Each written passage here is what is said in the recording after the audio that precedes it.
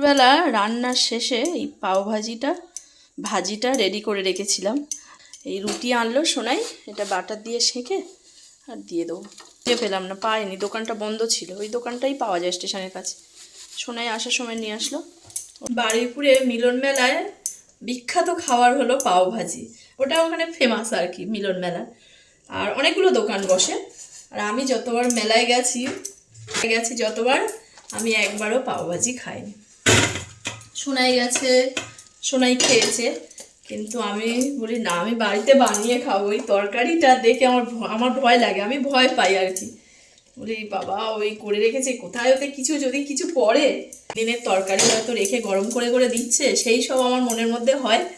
ওই জন্য আমি খেতে পারি না, সব জায়গায় খাই না খেতে। আমি কিছু ভয় পাই, ফুচকাও যেখানে সেখানে খাই না। এটা আমার এখন অভ্যাস হয়ে গেছে, ভয় লাগে খেতে। তো ওই জন্য কি সুন্দর হয়েছে, গরম করে নিলাম, অফ করে দিয়েছি। একদম পাওভাজি পারফেক্ট, পাওভাজি রেডি। রুটিটা সেঁকে খেতে দেবো। বাবুরও খিদে পেয়েছে, ও খেলার মাঠে গেছিলো, আসার সময় রুটিটা খুঁজে পায়নি। খুব সুন্দর টেস্ট করে দেখলাম। আর পুরো বাটার দিয়ে তৈরি করেছি তো, একদম বাটারটা লাগবে, শুধু বাটার, আর কিছু না।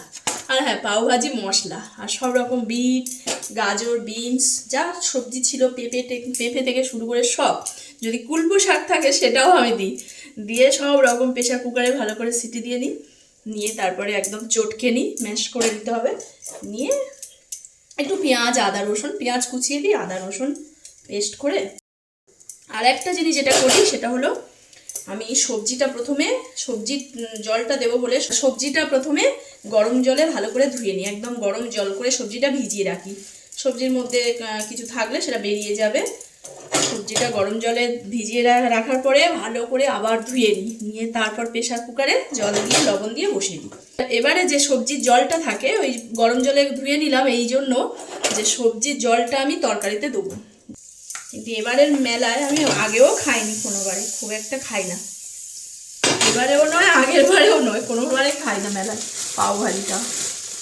আমি মেলায় যাই শুধুমাত্র পিঠে খাওয়ার লোভে, পিঠেটাই খাই। পাটিসাপটা, ভাপা পিঠে, পাটিসাপটা, এগুলো খাই। যারা খুব পছন্দ করো অবশ্যই এরকমভাবে বানিয়ে নাও, খেয়ে দেখবে, তারপরে আর মেলায় গিয়ে খাবে না। মেলায় সারাক্ষণ ধুলো উঠছে, ওই তরকারিতে যে কত ধুলো। তরকারিটা এরকম খুলে রেখে দেয়। কি সুন্দর হয়েছে দেখো, একদম শেখা হয়ে গেছে। বাবুর খিদে পেয়েছে, দিয়ে দেবো। আর রান্না করার পরে করে রাখলাম কেন, কারণ বাবু স্কুলে এই খেলার মাঠ থেকে এসেই খিদে করবে, আমাকে বানাতে দেবে না, টাইম দেবে না। অনেকটা পরিমাণে বাটার দিয়ে সেঁকে নেবো রুটিটা। দুই ভাই বোনে মানে এমনি সবজি খায় না, কিন্তু পাওভাজিটা করলে একদম দুজনে খুব পছন্দ, চেটে পুটে খেয়ে নেবে। ওই জন্য আমার ওইটা শীতকাল ভোর আমি মোটামুটি যতবার চেষ্টা করবো এইটা বানানোর। রুটি সেকা কমপ্লিট। একটু পাতলা পাতলা করলে ভালো লাগে, বলবে আরো দাও।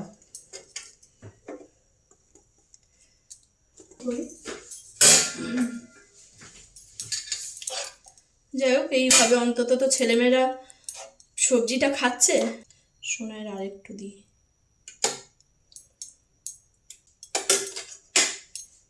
রেডি, ভালো হয়েছে। এটা কি ধরনের খাওয়া, দেখো পাওভাজি এত পছন্দ করে, গপ গপ করে খাচ্ছে। দেখো কাণ্ড, উফ উফ। আর তরকারিটা চামচে করে তুলে খাও, পড়বে তো। কুচনো পেঁয়াজ ছড়িয়ে নিয়েছি উপরে, আরো ভালো লাগবে।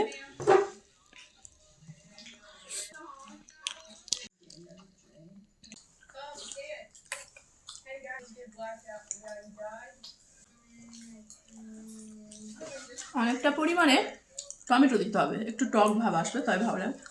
আর ক্যাপসিকাম। আর একটা জিনিস বলতে ভুলে গেছি, এর আগে আমি পাওভাজি ভিডিও দিয়েছি অলরেডি আমার এই পেজটায়। আর জিনিস বলতে ভুলে গেছি, যেটা হলো নামানোর পরে পাওভাজি একদম রেডি হয়ে যাবে।